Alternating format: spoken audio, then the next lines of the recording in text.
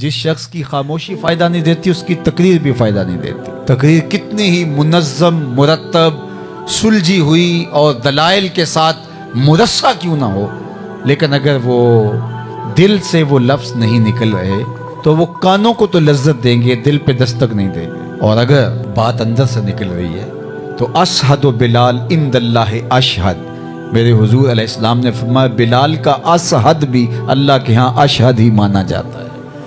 तो ये देखा जाता है कि अंदर की जो पाकीज़गी है जब वो चेहरे पे अयां होती है तो फिर उसका जमाल अपना होता है। तो हमें अपने किरदार को भी खूबसूरत बनाना होगा, अपनी गुफ्तार को भी खूबसूरत बनाना होगा, अपने दिल को भी पाकीज़ा करना होगा और अपने ज़ाहरी बुशरे को भी पाकीज़ा करना होगा।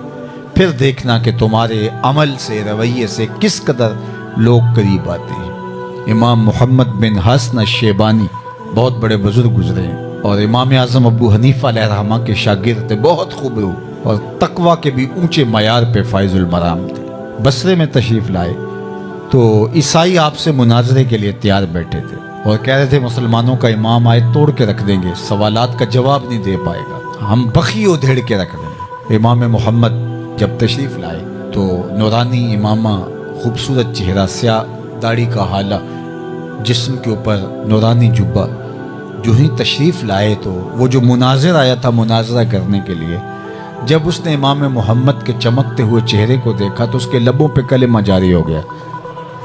तो सब ने कहा कि तुम तो मुनाजरा करने आए थे, तो ये क्या हुआ? उसने कहा जब मैंने इमाम मोहम्मद का चमकता हुआ रोशन चेहरा देखा तो बरजस्ता मेरे दिल में ख्याल आया, मुसलमानों का छोटा मोहम्मद इतना सोना है, बड़ा मोहम्मद कैसा होगा? ये शान है खिदमतगारों की, सरकार का आलम क्या होगा?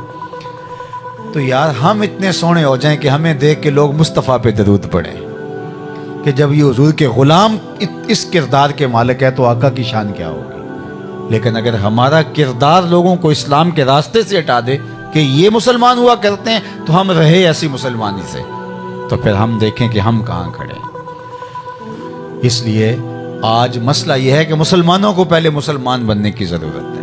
किसी ने कहा था कि मुसलमानी दर किताबो मुसलमाना दर गोर, कि मुसलमानी किताबों में रह गई है और मुसलमान कब्रों में चले गए हैं और हम जो हैं ये मुजस्मे बैठे हुए हैं। तो अगर हम सही मानों में मुसलमान हो जाएं, किरदार के मुसलमान हो जाएं, फिर हमारा किरदार लोगों पे असरअंदाज होगा। कभी नहीं होता, ये कभी नहीं होता कि आपके किरदार में जान हो और उसका असर ना हो, कभी नहीं होता।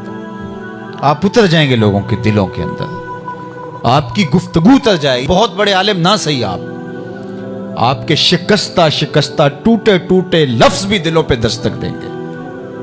बातें कानों से नहीं टकराएंगी, दिल पे जाके ठहरेंगी, रुकेंगी दिल के ऊपर। लेकिन उसके पीछे आपका किरदार हो, जो आप कह रहे हैं आपके अपने अमल का हिस्सा हो। वरना खूबसूरत लफ्ज कानों में लताफत का रस तो गोलेंगे लेकिन दिल में तराजू होने का फन नहीं जानेंगे। तो बात जो दिल में उतरती है वो दिल से निकलती है। फारसी वाले कहते हैं अस दिल खेजत बस दिल रेजत, जो चीज़ दिल से निकलती है वो दिल में उतरती है। तो इसलिए हमें ज़रूरत है कि हम इसको साफ़ करें। जितना ज़ोर इसको साफ़ लगाते हैं करने के, उससे ज़्यादा ज़ोर इसको साफ़ करने पे लगाएं।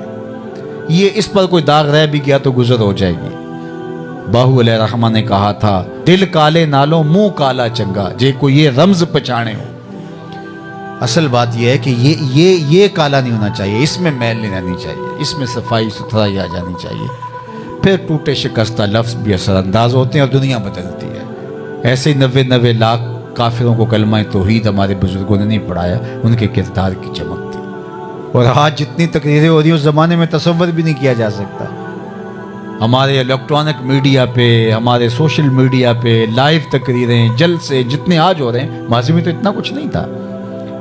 लेकिन आज सिर्फ कानों का तलज़्ज़ुज़, लज्जत है कानों की, बस इससे आगे कुछ नहीं है। बातें अंदर उतरती नहीं है क्योंकि अंदर से निकलती नहीं है। तो जब खून जिगर से डूब के लफ्ज़ आएंगे तो फिर वो दिल पर पेवस्त होंगे और मन में उतरेंगे।